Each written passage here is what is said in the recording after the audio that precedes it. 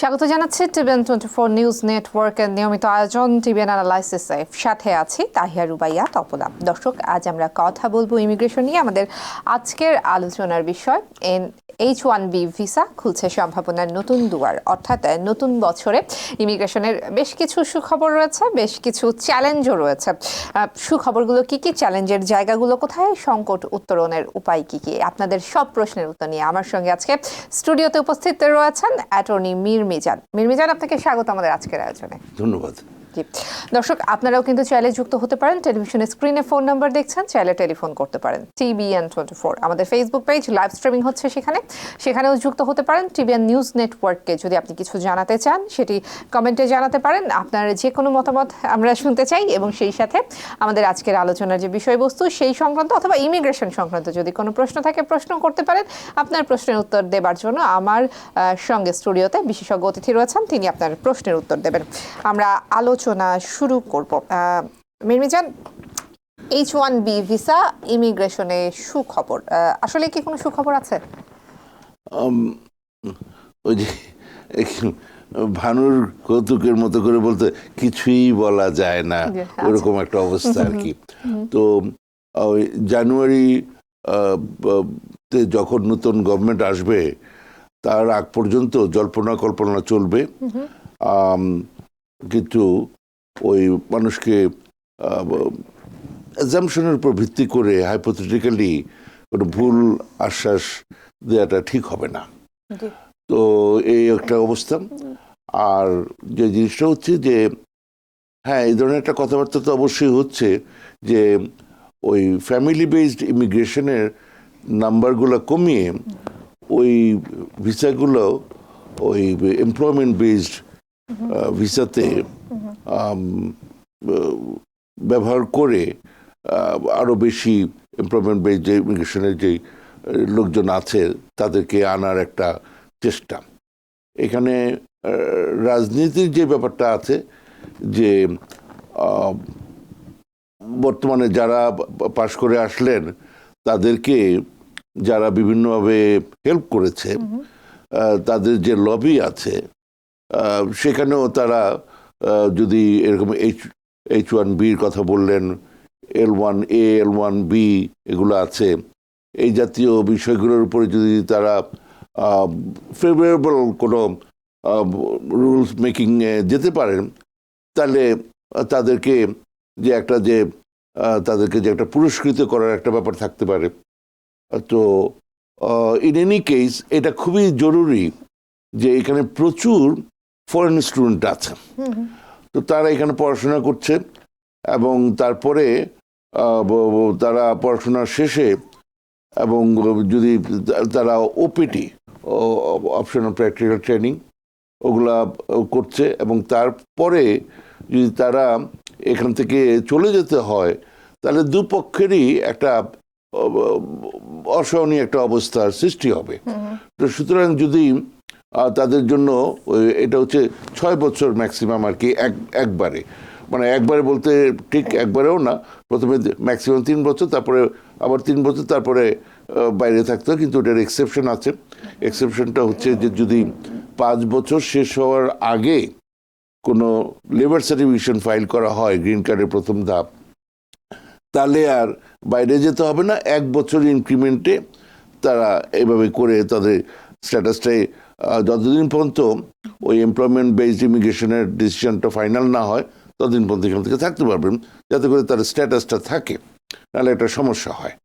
তো সেই জিনিসটা এরকম আশা করা হচ্ছে, কথাবার্তা হচ্ছে যে সেইখানে যেই নাম্বারটা আছে সেই নাম্বারটা আরো বাড়িয়ে, কারণ এতে করে প্রচুর ইনকামও হয়, প্রচুর ফিজ আছে এবং মানে কেউ ঠিক মতো বলতেও পারবে না, মানে ওই স্পেসিফিক সিচুয়েশন না দেখে কত ফি লাগবে ওই উত্তর আমি দেব না।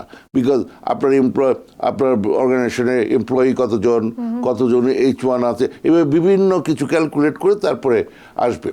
তো ওভাবে করে এ ধরনের আশা করা হচ্ছে যে H1B এর ভিত্তিতে, বা যদিও বলা হচ্ছে H1B এর সাথে L1B এরও একটা সুযোগ আছে, কারণ ওটাতে আবার কোনো নাই, কোটা নাই।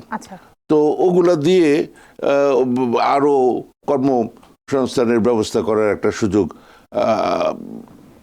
সুযোগের সম্ভাবনা আছে। বর্তমান পরিস্থিতিটা কি?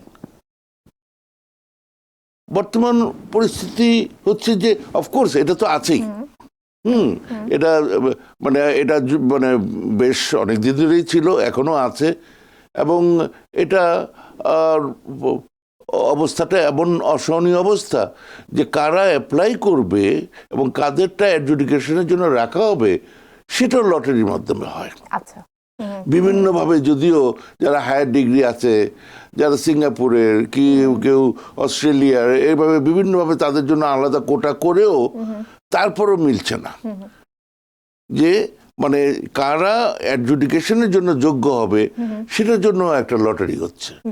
তো ওতে করে এমপ্লয়ারের লোক পাচ্ছে না, হ্যাঁ, আর যারা চাকরি প্রার্থী তাদেরও এখানে অবস্থাটা খুবই খারাপ হচ্ছে।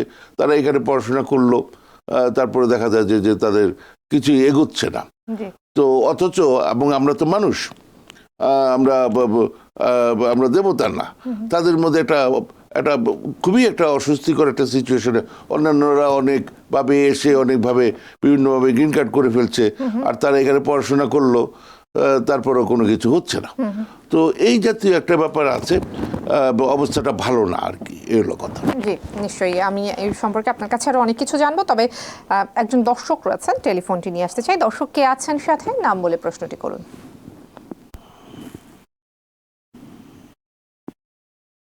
দর্শক শুনতে পাচ্ছেন? জি, আসসালামু আলাইকুম। ওয়ালাইকুম আসসালাম। জি, আমি মোহাম্মদ সাইফুল ইসলাম বলতেছি স্ট্যাটেন আইল্যান্ড থেকে।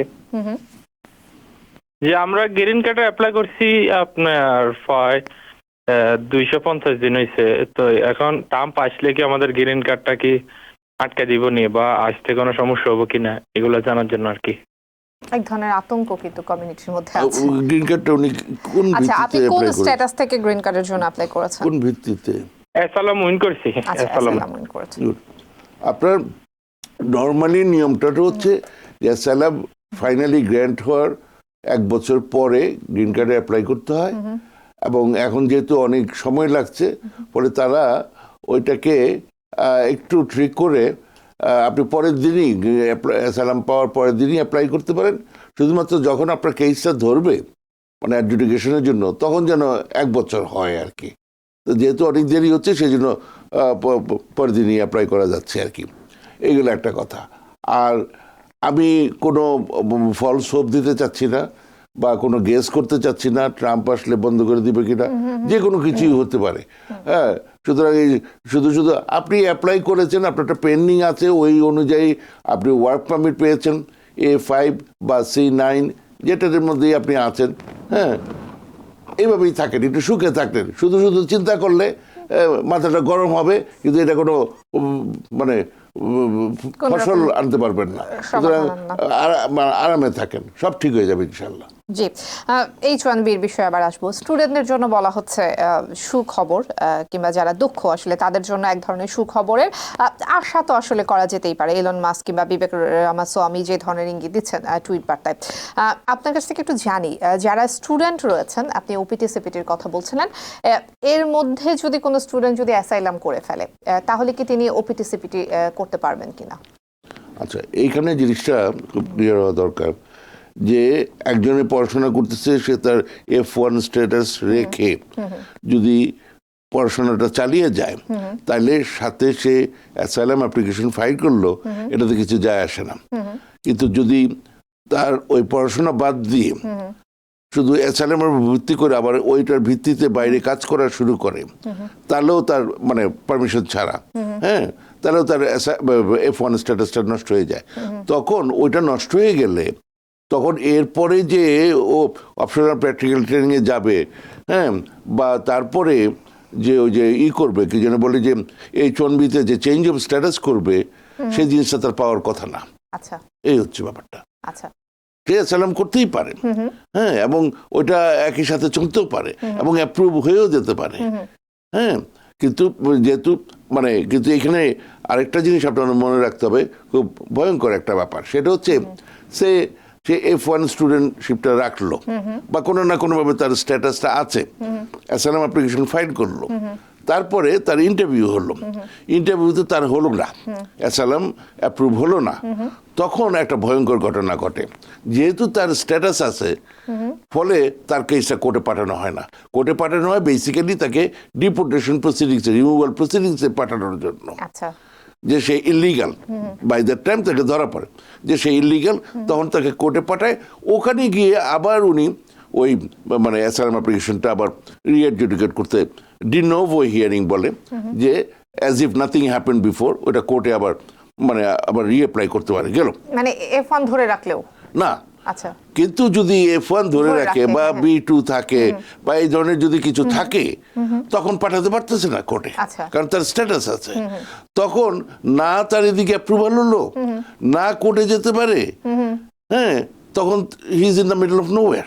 আচ্ছা সুতরাং এই জিনিসটা একটু ভেবে চিন্তে করতে হবে আর কি। জি, একটু সোশ্যাল মিডিয়া থেকে প্রশ্ন নিই। আচ্ছা, একজন বলছেন যে আমার নিউ ইয়র্কে সোশ্যাল এবং ওয়ার্ক পারমিট আছে, তিনি অন্য স্টেটে কাজ করতে পারবেন কিনা, আইনের দৃষ্টিতে এটা কতটুকু বৈধ, তার পলিটিক্যাল মামলা চলমান। আচ্ছা, আপনার ওয়ার্ক পারমিট এটা আমেরিকার মানে যে কোনো জায়গায় প্রযোজ্য, ফাইন, কিন্তু আপনি যেটা চিন্তা করছেন এটার জন্য আপনি রেডি হন যে আপনি একটা প্রতারণার চার্জের মধ্যে পড়বেন। হ্যাঁ, বিকজ আপনি যেন ওই যে নিউ ইয়র্ক কথাটা বললেন, আপনি এইখানে আপনার কেসটা, বিকজ আপনি নিউ ইয়র্কের একটা অ্যাড্রেস দেখিয়েছেন, বলেছেন যে আপনি এখানে থাকেন, এবং ইমিগ্রেশনের মানে আইনে আপনি নিউ ইয়র্কে থাকেন মানে সপ্তাহে যেখানে আপনি 5 দিন রাত্রে ঘুমান সেখানে আপনি থাকেন। তা আপনি থাকেন নিউ ইয়র্কে, আপনার কেস এইখানে, আপনি অ্যালাবামাতে গিয়ে কাজ করেন, হ্যাঁ, আর রাত্রে ঘুমান নিউ ইয়র্কে, এইটা ধোপে টিপবেন না, মানে আপনি মিথ্যা কথা বলতেছেন।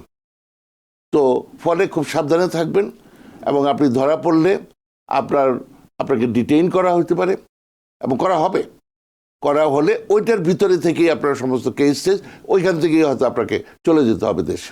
ওয়ার্ক পারমিটে কি আসলে তাহলে স্টেট ভিত্তিক দেওয়া হয়? না, ওয়ার্ক পারমিট আপনি যে কোনো জায়গায় প্রযোজ্য, হ্যাঁ, কিন্তু কথা হচ্ছে আপনি যখনই গিয়ে অন্যখানে কাজ করলেন, হ্যাঁ, আপনার ওইখানে কোথায় কাজ করেন, নিউ ইয়র্ক থেকে গিয়ে নিউ জার্সিতে কাজ করে আবার নিউ ইয়র্কে ফিরে আসবেন, দ্যাটস রিজনেবল, প্রচুর মানুষ এভাবে যান। কিন্তু আপনি যদি অ্যালাবামাতে কাজ করেন, তাহলে আপনি তো বলতেছেন তো আপনি নিউ ইয়র্কে থাকেন, কিন্তু অ্যালাবামাতে কাজ করতেছেন, ওকলাহামাতে কাজ করতেছেন, তাহলে আপনি তো থাকেন অ্যাকচুয়ালি সেখানে। আচ্ছা, সেই ক্ষেত্রে আসলে করণীয় কি? কেউ যদি অন্য স্টেটে যে কাজ করে, তখন আপনি যে কোনো সময় চেঞ্জ অফ অ্যাড্রেস করবেন, সেখানে আপনার যেটা করতে হবে উইদিন 5 days, আপনার কেস যদি কোর্টে থাকে, আর যদি কোর্টে না থাকে তাহলে উইদিন 10 days আপনাকে জানাতে হবে কোর্টকে, বা যেমন কোর্টে যদি হয় E33, আর যদি কোর্টে না হয় তাহলে AR11, এর মাধ্যমে জানাতে হবে যে আপনি কই আপনি যে মুভ করেছেন, জি, এবং তখন আপনার কেসটা ওখানে চলে যাবে।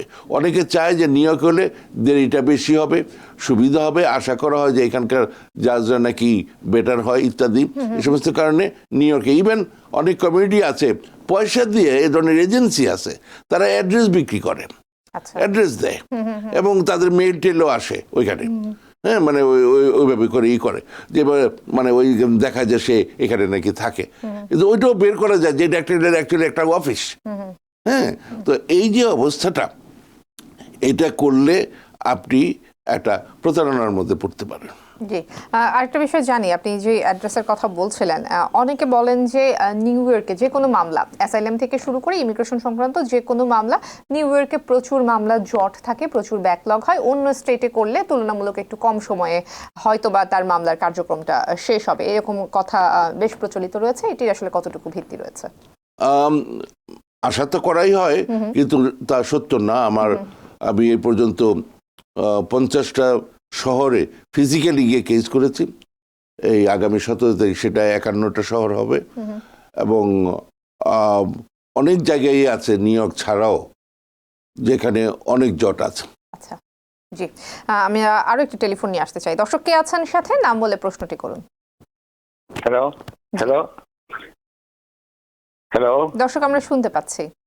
হ্যাঁ, আমি রহমান বলছিলাম কুইজ থেকে। জি, এটর্নির কাছে আমার একটা প্রশ্ন, যে আমার বাই A4 ক্যাটাগরির অ্যাপ্লাই আমরা 2014-এ করছি। ওনার ছেলে মেয়েগুলা ধরেন এখন 21-এর দিকে চলে দিতেছে, 18 বা 20 এরকম চলে দিতেছে। হ্যাঁ, তো এখন কত বছর পর্যন্ত মা বাবার সাথে ওরা আসতে পারবে? এখনো অ্যাপ্রুভ হয় নাই, কিস্তে এখনো অ্যাপ্রুভ হয় নাই। আচ্ছা, খুব মন দিয়ে শোনেন, এবং এই প্রোগ্রাম শুধু আপনি দেখছেন না, আপনি শুনছেন না, অন্যরাও দেখছেন। আমার প্রোগ্রাম দেখলে কাগজ কলম নিয়ে বসবেন, খাতা কলম নিয়ে। সোজা কথা, কেন বললাম এইটা, আপনি আজকে থেকে শুরু করে আগামী 10 বছর পর্যন্ত এই কথাগুলো কাজে লাগবে। সেটা হচ্ছে আপনি যেটা করবেন মাঝে মাঝে, প্রায় visabulletin.gov এই সাইটে আপনি যাবেন। Visa, V like Victor, ISA, একই সাথে bulletin.gov। এখানে দেখবেন ওই যে আপনি জানেন F4, হ্যাঁ, এই যে ক্যাটাগরিটা বললেন, তো সেই ক্যাটাগরিটা কারেন্ট কোন বছরে চলছে। এই মুহূর্তে 2008, 2007 যারা অ্যাপ্লাই করেছে তাদেরটা কারেন্ট। তো আপনি করেছেন 2014-তে, সুতরাং বুঝতেই পারতেছেন 14 মানে আরো 6-7 বছর লাগবে এটা কারেন্ট হতে। ততদিনে গিয়ে বাচ্চার বয়স্কৃত হবে, কি হবে, বা তখন আইন কানুন কি রকম অবস্থা হবে, তখনকারটা তখন বোঝা যাবে। এই মুহূর্তে আপনারটা এত দেরি, আপনি শুধু দেখেন যে কি অবস্থাটা দাঁড়ায়, এই হলো কথা। সুতরাং যারা 2007-08 মানে আরো 6-7 বছর পরে আপনারটা ন্যাশনাল ভিসা সেন্টারে যাবে, দ্বিতীয় অধ্যায়ে যাবে। এর মধ্যে তারপরে সমস্ত কিছু সম্পন্ন করলে ওই ধাপের, তারপরে আপনার DQ হবে, ডকুমেন্টারি কোয়ালিফাইড, তারপরে শুরু হবে ওই ইন্টারভিউর জন্য অপেক্ষার পালা, যেগুলোর কোনো মা বাপ নাই, কতদিন লাগবে।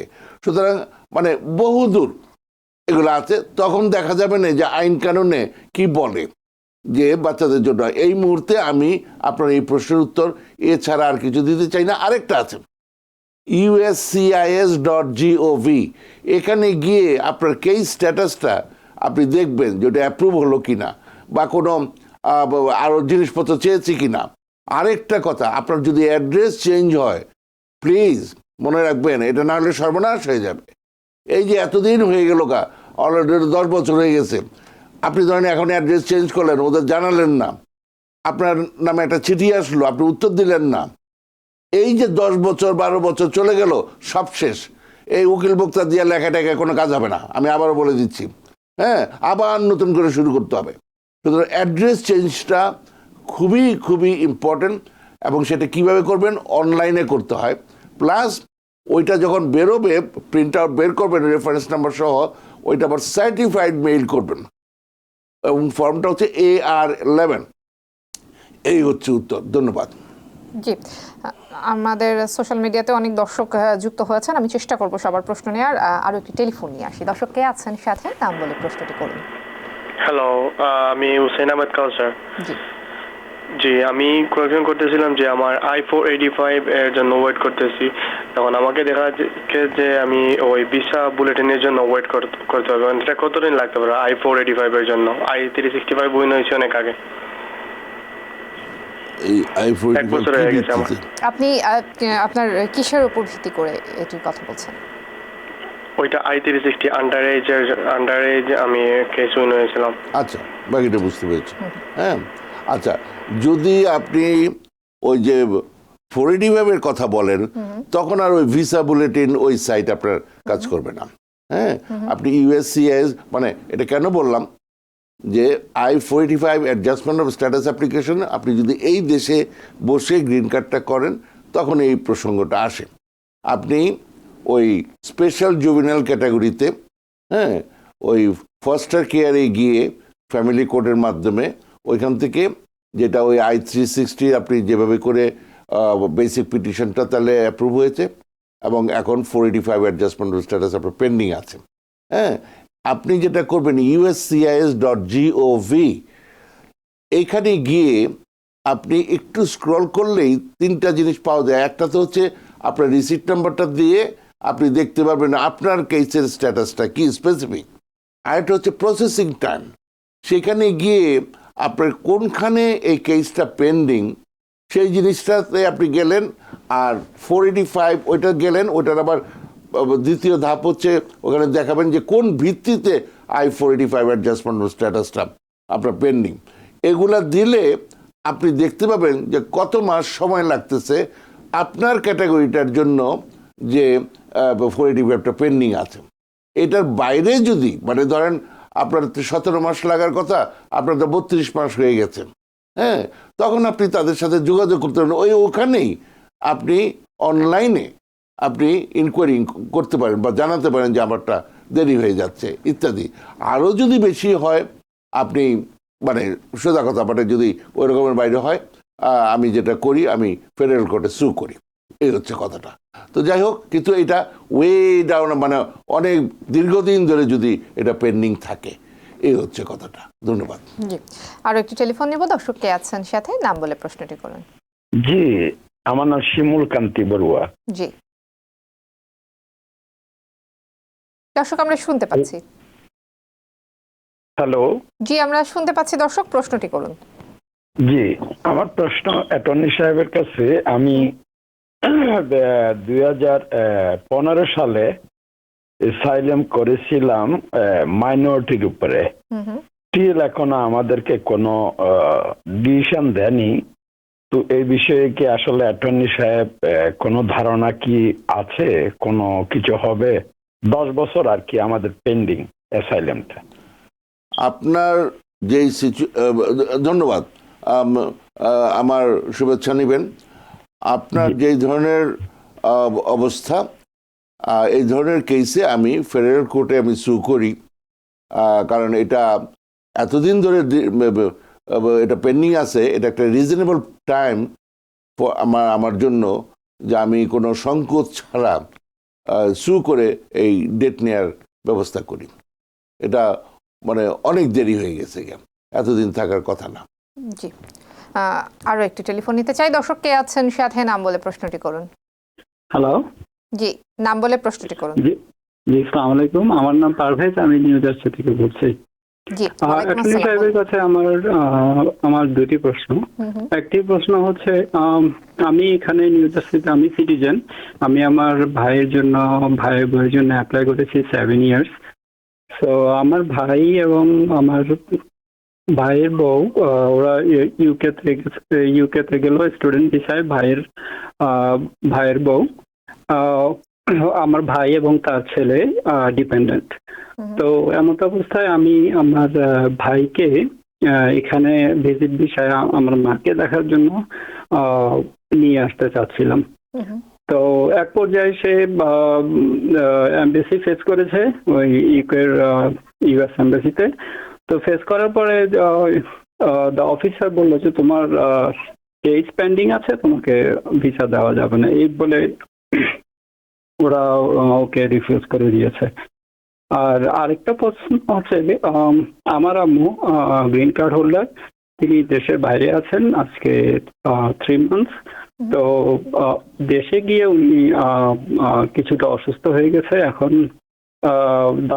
ডক্টর সাজেশন দিয়েছে যে অ্যাটলিস্ট 6 মান্থস ওনাকে রিকভারির জন্য এখানে থাকতে হবে। তো এমন অবস্থায় আমি কি করতে পারি?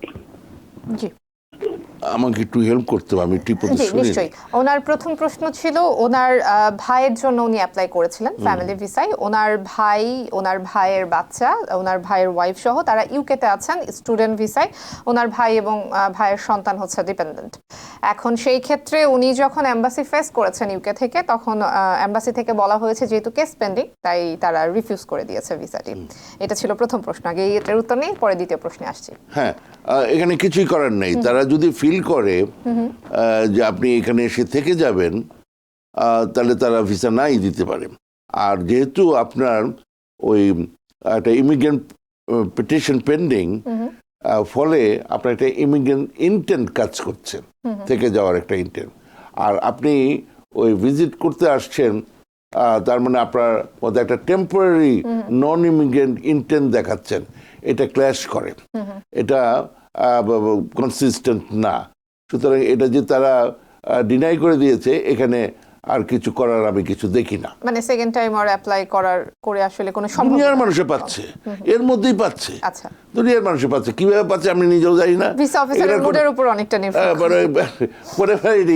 মোট কথা হচ্ছে যে পাচ্ছে, কিন্তু আপনার যে ডিনাই করে দিচ্ছে, এটার জন্য যে আপনি কিছু বলবেন টলবেন সেই উপায় নাই। মানে এটা খুব ক্লিয়ার কাট একটা ব্যাপার। আচ্ছা, এর মধ্যে আসলে আরেকটা প্রশ্ন আমি একটু এটার সাথে যুক্ত করতে চাই, সেটি হচ্ছে ভিসা অফিসার যখন রিজেক্ট করে দেয় তখন কি আসলে তিনি কারণ বলেন, কিংবা কোনো কারণে পরবর্তীতে কি কারণ জানাতে বাধ্য ওরা বলে যে এই ধারাগুলা দেয়, হ্যাঁ ওইটাই আমি বললাম। তারা যদি ফিল করে যে আপনার ইমিগ্রেন্ট ইন্টেন্ট আছে, তাহলে তারা দিবে না। কারণ আপনি তো চাচ্ছেন নন ইমিগ্রেন্ট ইন্টেন্ট, ওইটা তারা বিশ্বাসযোগ্য হতে হবে।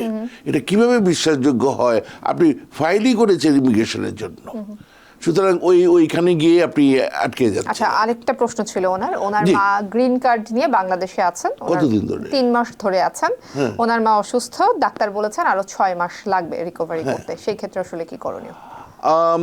যদি 6 মাস লাগে, মোট কথা হচ্ছে 1 বছরের মধ্যে যদি উনি চলে আসেন এবং এই ধরনের মেডিকেল রিপোর্টস থাকে যে উনি গিয়ে অসুস্থ হয়ে গেছেন, আমি কোনো সমস্যা দেখি না। আচ্ছা, এই হলো কথা। অসংখ্য ধন্যবাদ। আমার মনে হয় দর্শক স্পষ্ট হয়েছেন। আরো অনেক প্রশ্ন রয়েছে, সোশ্যাল মিডিয়ায় রয়েছে, টেলিফোনে রয়েছে, আমি দেওয়ার চেষ্টা করব। তবে তার আগে একটি বিরতির সময় হয়ে গেছে, দর্শক সঙ্গেই থাকুন।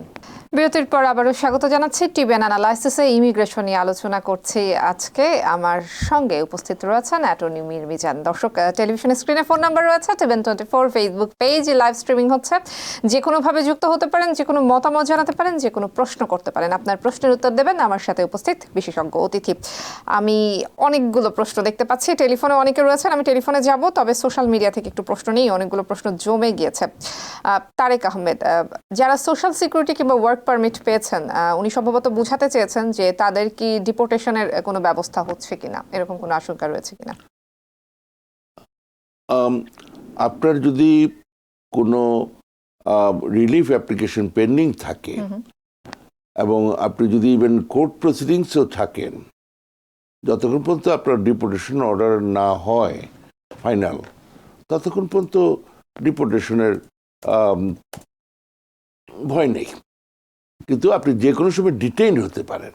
যেমন আপনার একটু আগে যেই আরেক ভদ্রলোক যে প্রশ্নটা করলেন, আপনি ওই যে বললাম আপনি নিউ ইয়র্কে থাকার কথা, নিউ ইয়র্কে আছেন বললেন, আপনি কাজ করতেছেন আরেক জায়গায়, সেখানে যদি আপনি ধরা পড়েন এবং ধরা পড়ছে, আপনার 7 দিন ধরে ভিডিও করছে, ওই বাসার ভিতর থেকে ওই ভ্যানে করে তুললো, নিয়ে রেস্টুরেন্টে নিয়ে কাজ করালো, আবার ভ্যানে ওইভাবেই করে 7 দিন ধরে ভিডিও করে তারপরে ধরে ওইখানকার যে ডিটেনশন সেন্টার ওখানেই রাখা হলো, ওইখানেই কেস, ওখানেই আপিল, ফেডারেল আপিল, সব কিছু শেষ করে তাকে চায়না পাঠিয়ে দেওয়া হলো। তো এইভাবেই করে যদি ওই রকমের কিছু হয় তখন ডিটেইনড হতে পারেন, কিন্তু ফাইনাল ডিপোর্টেশন অর্ডার না থাকলে তখন ডিপোর্টেশনের ভয়টা আমি ওইভাবে দেখি না।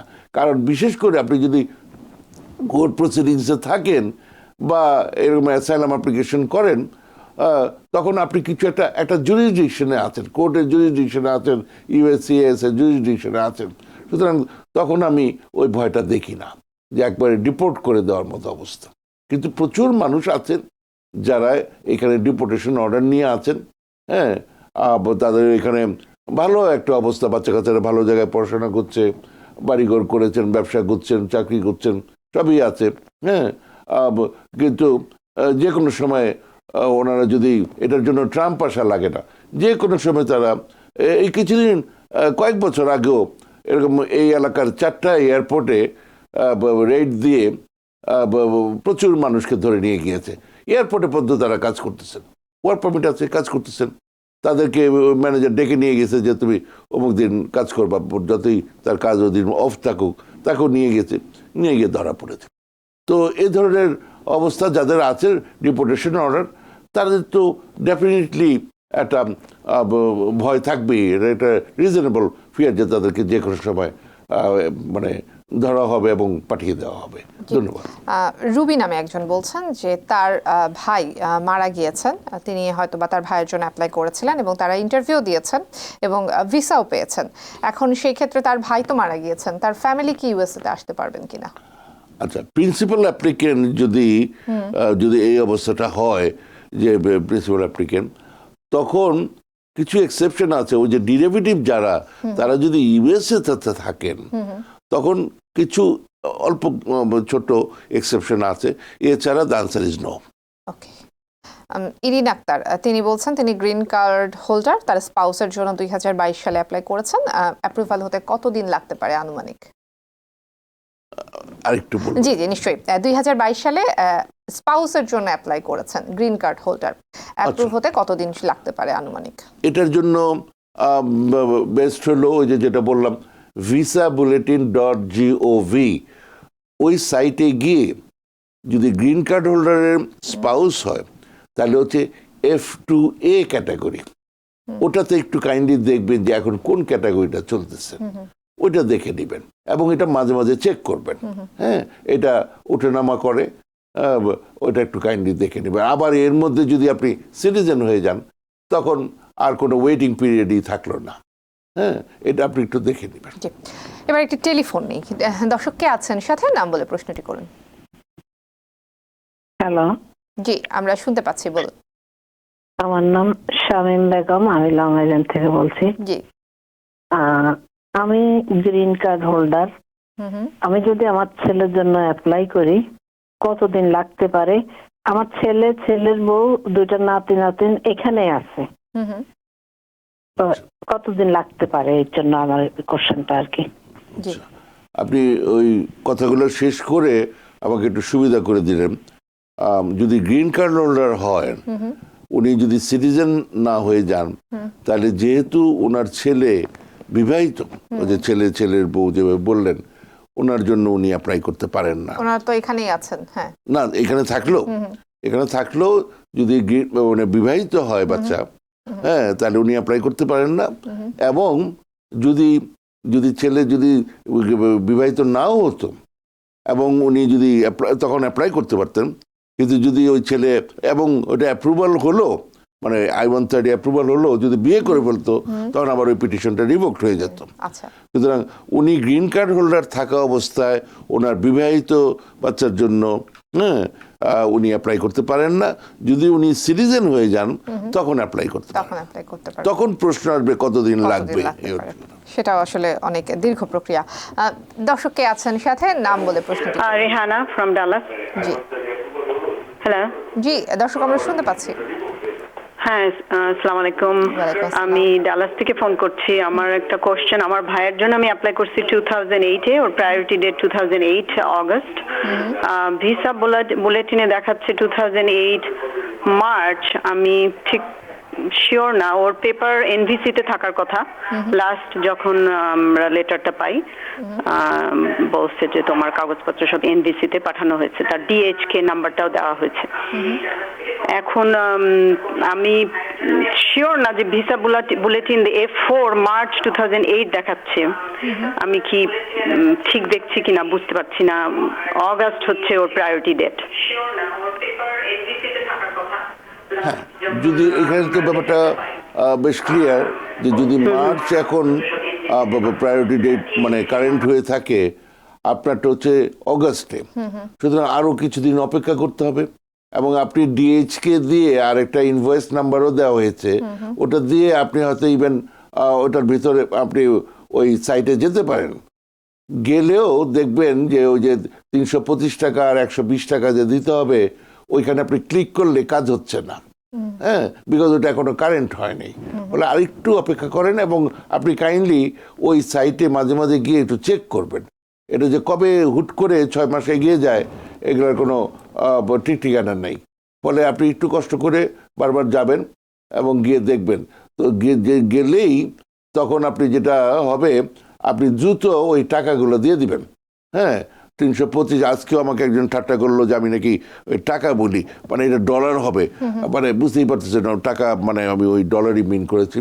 হ্যাঁ, ওই টাকাগুলো, ওই ফিডগুলো আর কি, হ্যাঁ সরি, ওই ফিগুলা আপনি তাড়াতাড়ি দিয়ে দিলে তারপরে আপনি নেক্সট স্টেপ যে DS-260 এগুলো করতে পারবেন, বিভিন্ন ডকুমেন্টস দিতে পারবেন।